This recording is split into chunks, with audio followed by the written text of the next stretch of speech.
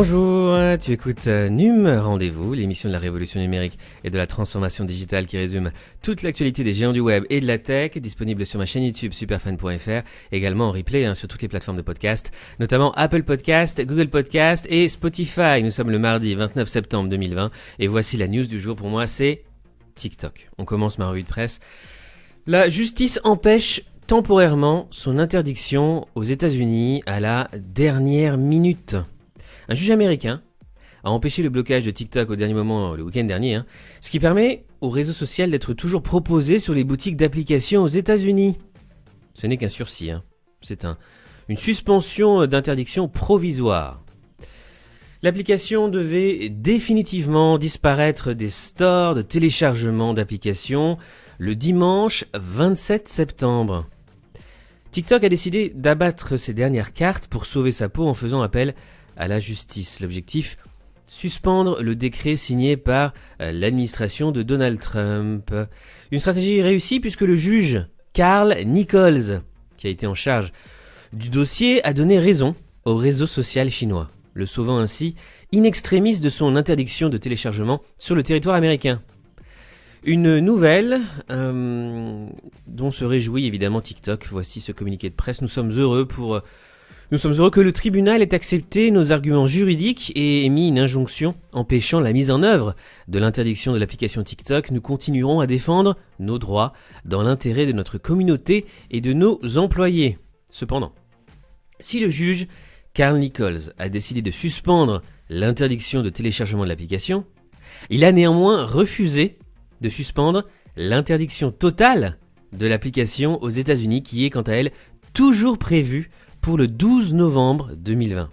Ça veut dire que TikTok, ByteDance, a jusqu'au 12 novembre 2020 pour trouver un accord avec l'administration américaine et probablement passer un deal avec Oracle et Walmart, et aussi que le gouvernement chinois approuve cette vente de ByteDance et la création de cette filiale TikTok Global aux États-Unis.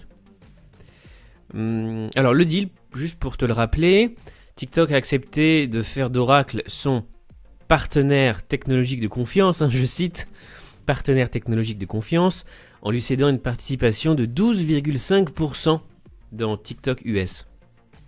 Et Walmart fait également partie des négociations avec une participation de 7,5%. Donc 80% des parts seront toujours la propriété de ByteDance et 20% pour les Américains, 12,5% pour Oracle et 7,5% pour Walmart. L'administration américaine a approuvé, Donald Trump a approuvé ce deal, mais apparemment la Chine pour l'instant refuse cette vente de TikTok. Affaire à suivre évidemment, je te tiendrai au courant dans cette émission NUM Rendez-vous. Autre news du jour, la justice tranche. Uber peut rester à Londres pour le moment. Uber récupère sa licence à Londres après avoir fait appel.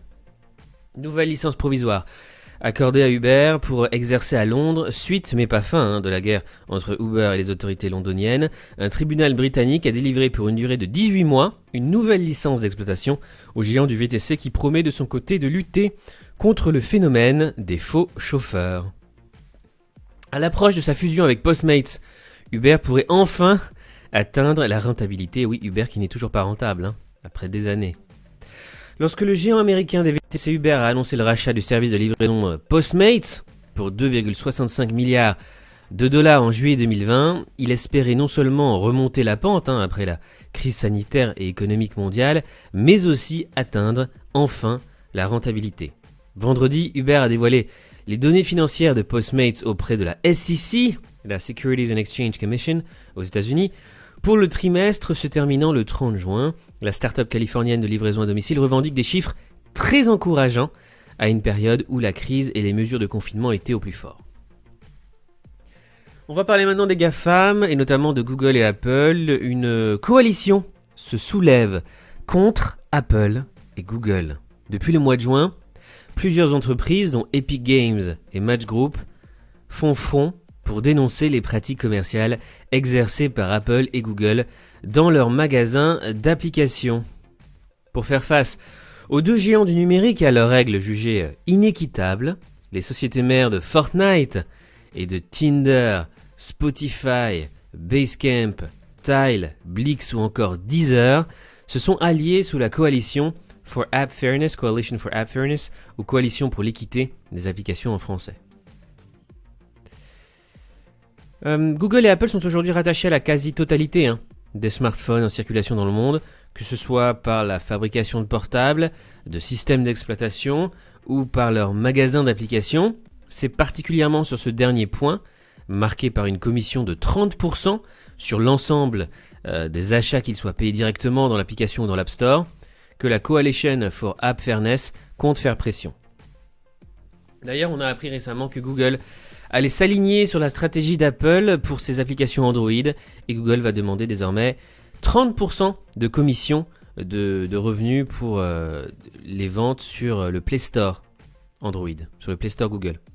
30% donc de commission prélevée par Google. Et Google a aussi annoncé que sur Android 12, il sera beaucoup plus facile d'installer des applications de store tiers, d'App Store tiers. La suppression du bruit, noise cancellation, la suppression du bruit dans Google Meet, cette fonctionnalité va arriver sur iOS et Android. Je te rappelle que cette fonctionnalité était déjà disponible, comme je te l'ai déjà dit dans cette émission, depuis le mois de juin. Elle arrive donc désormais sur les mobiles iOS et Android.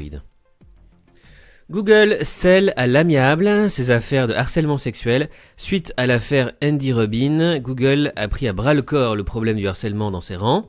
La firme a signé un accord avec des actionnaires qui s'étaient pourvus en justice, s'engageant à respecter de nouveaux standards bien plus stricts.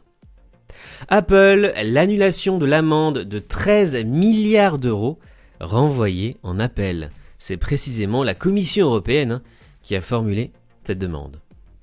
L'Union européenne repart à la chasse des 13 milliards d'Apple.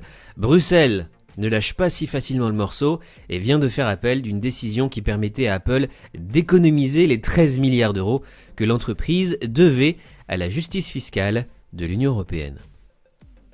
Un bug Instagram aurait pu donner le contrôle total de votre compte aux hackers. Facebook a corrigé une vulnérabilité Instagram qui pouvait transformer votre smartphone en espion. Vidéo sociale, Instagram met à jour Reels, le concurrent de TikTok sur Insta. Un mois après le lancement de Reels, un des concurrents de TikTok comme Shorts de YouTube, Instagram y apporte déjà des modifications. Le réseau social cherche à maximiser l'attrait de l'option vidéo de format court. En réponse aux commentaires initiaux des utilisateurs, Instagram permettra aux utilisateurs de créer des bobines d'une durée maximale de 30 secondes. Avant, c'était 15 secondes. Amazon lance un service de mode homme, Personal Shopper, pour un abonnement de 4,99$ par mois. Désormais, tu pourras t'abonner à un service donc Personal Shopper pour les hommes à 4,99$ par mois sur Amazon. C'est un nouveau service de Prime Wardrobe Personal Shopper. Amazon Prime Day 2020, le fameux Prime Day d'Amazon, tient sa date. Il se déroulera, malgré la crise, du 13 au 14 octobre 2020. N'as-tu Airbnb s'est emmêlé les pinceaux dans ses comptes utilisateurs. En se connectant, certains hôtes pouvaient voir les messages et les données personnelles d'un autre hôte. Le problème est désormais résolu. Pourquoi Elon Musk râle contre OpenAI alors qu'il en est le fondateur ? Un tweet publié par Elon Musk le 24 septembre a montré la désapprobation de l'entrepreneur américain à l'égard des orientations récentes d'OpenAI, une organisation consacrée à l'intelligence artificielle dont il est pourtant le fondateur. Voici le tweet en question, publié il y a 4 jours. Alors ce qu'il dit exactement, c'est cela semble être le contraire de l'ouverture. OpenAI est essentiellement capté par Microsoft. En fait, c'est une critique d'OpenAI qui a signé un partenariat avec Microsoft. C'est un accord qui a été conclu récemment entre OpenAI et Microsoft au sujet d'un outil baptisé GPT-3 pour Generative Pre-trained Transformer qui a été dévoilé au cours du printemps 2020. C'est une licence exclusive qui a été accordée à Microsoft et donc c'est pour ça que Elon Musk est très critique par rapport aux nouvelles orientations stratégiques d'OpenAI qui se rapproche de plus en plus de Microsoft, qui a d'ailleurs investi dans ce projet massivement. Autre news tech du jour. Comment l'impression 3D pourrait poser une menace contre notre vie privée? En fait, c'est grâce aux watermarks sur les objets imprimés en 3D qui pourraient révéler des informations privées, par exemple où ces objets imprimés en 3D ont été imprimés et à quoi ces objets ont servi.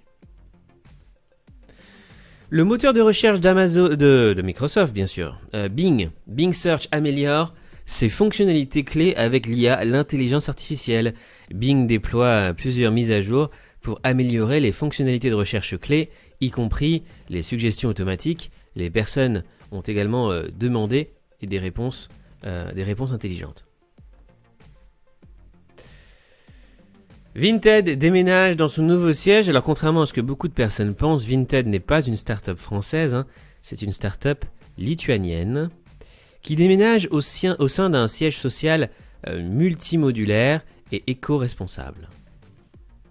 Deliveroo coté en bourse en 2021, c'est possible. La société envisagerait une introduction en bourse confortée par l'investissement d'Amazon et la crise sanitaire. 2 employés de Shopify accusés d'avoir volé les données d'une centaine de marchands. Shopify accuse 2 employés du groupe d'avoir volé les nombreuses données d'une centaine de marchands. Une enquête menée conjointement avec le FBI est en cours. Télépath, ce nouveau réseau social, veut en finir avec les trolls et la désinformation. La plateforme est pour l'heure disponible en version bêta et sur invitation. Donc un nouveau réseau social qui compte lutter contre les trolls et les fake news. Thriller, tout savoir sur le concurrent de TikTok, j'en parle souvent pendant mes cours. C'est le concurrent américain de Thriller et de TikTok, et face au bannissement et l'interdiction de TikTok aux États-Unis, eh bien beaucoup de créateurs, de TikTokers, d'influenceurs sur TikTok se sont mis sur cette application. Ça s'appelle donc Thriller, T-R-I-2-L-E-R. Évidemment, cette entreprise a connu une énorme croissance de ses utilisateurs, notamment aux États-Unis. Chine maintenant, marque chinoise, Qualcomm à la rescousse de Huawei avec le soutien de Washington. Huawei mise sur le feu vert des États-Unis pour une future collaboration avec l'entreprise américaine Qualcomm, malgré l'embargo de Washington. Le fondateur chinois SMIC ou SMIC, tout proche de rejoindre Huawei sur la liste noire des États-Unis. Après Huawei et ZTE, le gouvernement américain s'attaque à un autre fleuron chinois, SMIC. Selon le département du commerce, le fondeur numéro 1 en Chine devrait être placé sur liste noire car il poserait des risques pour la sécurité. Alors, SMIC en fait ça veut dire Semiconductor Manufacturing International Corporation. Le chinois Alibaba propose des visites virtuelles en direct du Louvre. Fliggy, la plateforme dédiée au voyage du géant chinois Alibaba, géant du e-commerce, l'Amazon chinois, propose désormais de visiter le musée du Louvre en direct et en virtuel via livestream. News France, enfin, le digital reste une terra incognita pour nombre de dirigeants français. 33% des dirigeants confessent que leur entreprise ne maîtrise pas la communication digitale et 34% la jugent inefficace. Dispersés pour 48% d'entre eux, ils sont aussi 53% à la juger coûteuse, nous révèle Co-Marketing le 28 septembre. Fuite de données personnelles chez Louis Vuitton. Une faille dans les liens de connexion au compte permettait de collecter les adresses e-mail des clients de la marque française et même l'historique des transactions dans certains cas. Cette fuite s'est passée sur le site web de Louis Vuitton. On parle dans la presse américaine d'une start-up française. Exotech lève 90 millions de dollars pour ses robots d'entrepôt. Exotech obtient 90 millions de dollars pour placer ses robots autonomes dans tous les entrepôts. La start-up lilloise, dont les robots logistiques Skypod équipent déjà les entrepôts de Carrefour, Leclerc, Uniqlo ou encore Cdiscount, profite de l'essor du e-commerce pour accélérer son expansion dans le monde entier, notamment aux États-Unis et au Japon. Et enfin, TV5 Monde coiffe Salto au poteau en lançant sa plateforme gratuite. Ça se bouscule au portillon, la chaîne francophone TV5 Monde Plus coiffe au poteau Salto, la plateforme payante portée par France Télévisions, TF1 et M6, dont le lancement est imminent. TV5 Monde Plus est désormais une réalité. Je te conseille de tester et dis-moi ce que t'en penses. Un concurrent pour Salto, mais qui se démarque aussi de la nouvelle plateforme de TF1 et M6 et France Télévisions. C'est tout pour aujourd'hui, merci d'avoir écouté ou regardé Num Rendez-vous. Si tu veux me suivre, j'ai 2 comptes sur les réseaux sociaux, NumRDV et Marketing RDV, pour une veille mise à jour en temps réel, 24h sur 24, 7 jours sur 7. On se retrouve ce soir ou demain pour une nouvelle vidéo. Et d'ici là, je te souhaite une excellente journée. À bientôt. Salut.